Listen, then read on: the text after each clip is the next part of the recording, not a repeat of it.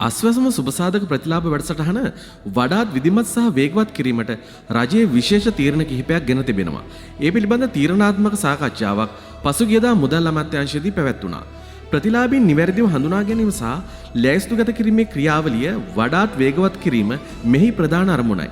විශේෂයෙන්ම දැනට පවතින නිර්ණායක සංශෝධනය කරමින් සැබෑ ලෙසම අසරණ වූ ජනතාව වෙත මෙම ප්‍රතිලාභ කඩිනමින් ලබා දීමට මෙහිදී අවධානය යොමු වුණා.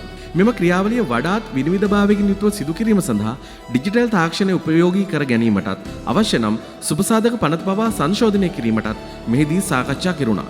එමෙන්ම ග්‍රාම නිලධාරීන් මෙම ක්‍රියාවලියට සක්‍රියව සහභාගී කරවා ගැනීම සහ පවතින පුරප්පාඩු කඩිනමින් පිරවීම හරහා ගෙවීම් සම්බන්ධ ගැටලු වලට විසඳුම් සෙවීම රජයේ අරමුණයි. මෙම සාකච්ඡාව සඳහා අමාත්‍ය ආචාර්ය උපාලි පන්නිල, නියෝජ්‍ය අමාත්‍යවරුන් වන ආචාර්ය අනිල් ජයන්ත සහ එරංග වීරරත්න යන මහතුරුන් ඇතුළු සුබසාධක ප්‍රතිලාභ මණ්ඩලයේ නිලධාරීන් එක්ව සිටියා. අස්වැසුම දීමනාව බලාපොරොත්තුවෙන් සිටින දහස් ගණනක් ජනතාවට මේ ඉතාමත් සුබදායී පුවතක් වනු ඇති බව නිසැකයි.